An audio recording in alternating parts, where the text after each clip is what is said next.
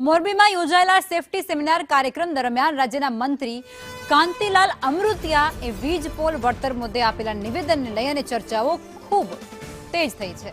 તેમણે એવું કહી નાખ્યું હતું કે સરકાર વીજ પોલ માટે એક થાંભલાના 70 લાખ રૂપિયા વળતર આપી રહી છે, જે બિલકુલ ઓછા ન કહી શકાય। વીજ પોલ અને તાર નાખી અને જમીન કઈ સરકાર સાથે નથી લઈ જવાની।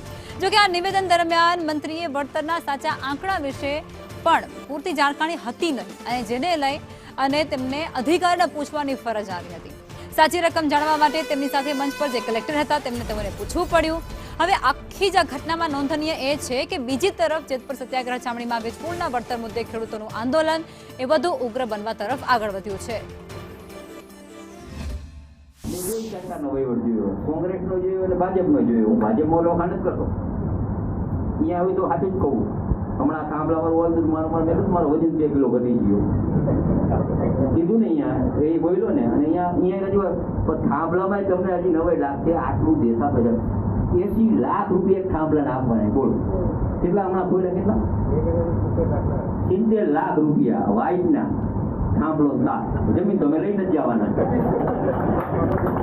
એટલે જેમ અમે આમ ખબર ધોખા વધારે મારે।